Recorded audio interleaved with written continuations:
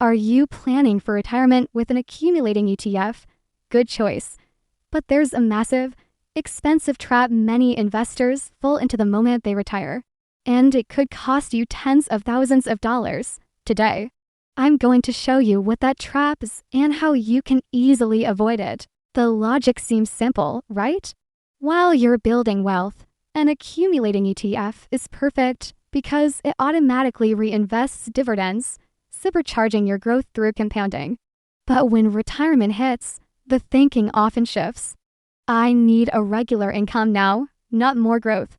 So, what do many people do? They sell their entire accumulating ETF position and pour all the money into a distributing ETF to get those sweet, regular payouts.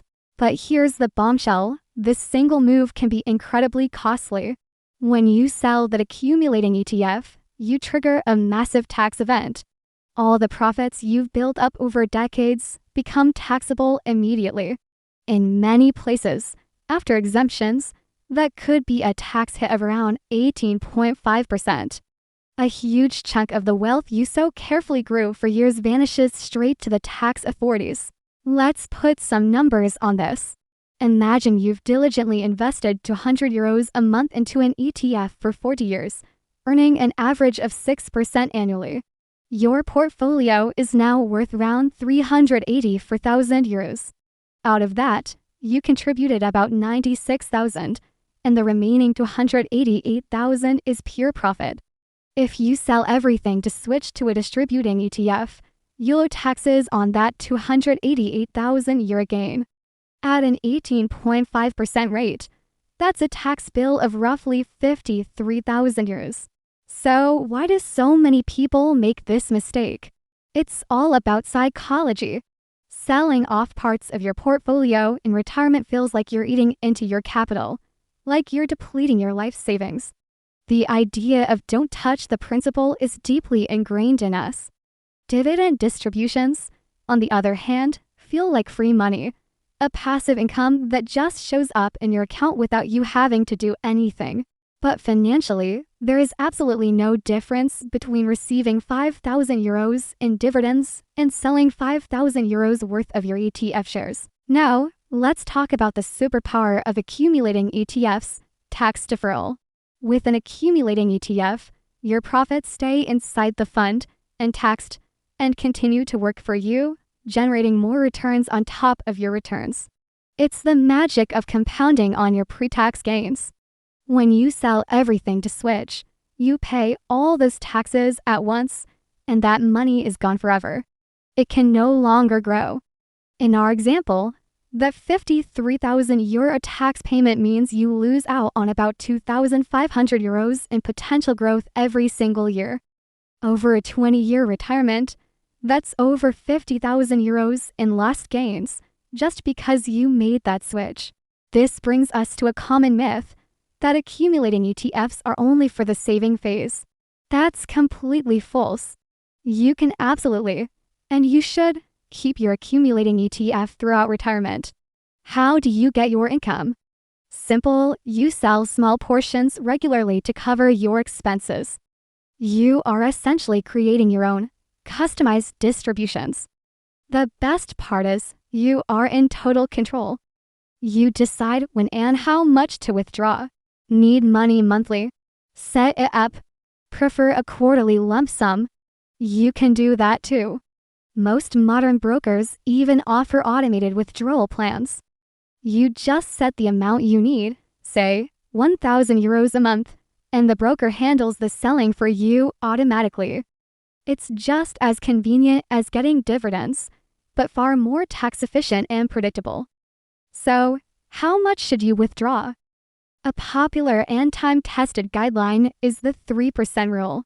This suggests withdrawing about 3% of your total portfolio value each year.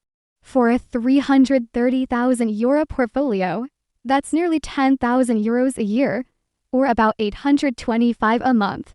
If your ETF continues to grow at an average of 6% a year, your capital can not only last for decades, but might even continue to grow, even with your withdrawals. As long as you stick to a realistic withdrawal rate, you don't need to fear running out of money. Let's be crystal clear about the difference between these two ETF types. It's purely a technical detail. Accumulating ETFs reinvest dividends for you. Distributing ETFs pay them out to you. If you regularly sell shares of an accumulating ETF, the financial result is identical to receiving distributions. Your portfolio value decreases, and your bank balance increases. The only real difference is that one is automatic and the other requires a tiny bit of setup. But that minimal effort is a small price to pay for massive tax savings and greater flexibility. Now, are there any exceptions? Sure. A switch might make sense if the psychological comfort of automatic payouts is so important to you that you're willing to pay the tax bill for it. If you simply sleep better at night knowing the money will arrive without you clicking a button, then perhaps it's worth it for your peace of mind. Or, if you're planning to spend down your entire portfolio in the next few years anyway, the timing of the tax bill might not matter as much. But for almost everyone else planning a long retirement, keeping the accumulating ETF is the smarter financial move. And here's a pro tip for when you do sell. Understand FIFO versus LIFO. Most brokers default to first in, first out, meaning they sell the shares you bought first. These are usually the ones with the biggest gains, leading to a higher tax bill. Some brokers, however, allow you to use last in, first out. This lets you sell your most recently purchased shares first, which typically have smaller gains and thus a lower tax liability. You can even plan for this by creating your portfolio in different tranches, maybe starting a new savings plan every 10 years. In retirement, you can then sell shares from the newest tranche first to optimize your taxes. Let's quickly tackle the common questions. First, should I get a private pension insurance policy for extra security?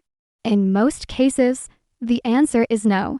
These policies are often expensive, not very transparent, and their returns typically can't compete with a simple, low-cost ETF strategy. With disciplined investing and a smart withdrawal plan, you can create your own secure pension that's cheaper and more flexible. Second, what should my retirement portfolio look like? For many, simplicity is key. A single, globally diversified ETF, like one tracking the MSCI World or FTSE All-World Index, is often enough. Combine that with a cash buffer in a savings account for emergencies and maybe some fixed-term deposits for stability. Even in retirement, keeping a healthy allocation to stocks is crucial because over the long term, they have the best potential for growth to make your money last. So, here is the main takeaway from all of this. Do not make the knee-jerk reaction of selling your accumulating ETF the day you retire just to buy a distributing one. This move can trigger a huge, unnecessary tax bill and robs you of the powerful compounding effect you've spent decades building. Instead, hold onto your accumulating ETF and set up a planned withdrawal strategy. This approach keeps your money working for you, maximizes your tax efficiency, and gives you a flexible, reliable income stream to enjoy your retirement to the fullest. I hope this has been helpful and will save you a lot of money down the road. If you found this video valuable, please give it a thumbs up.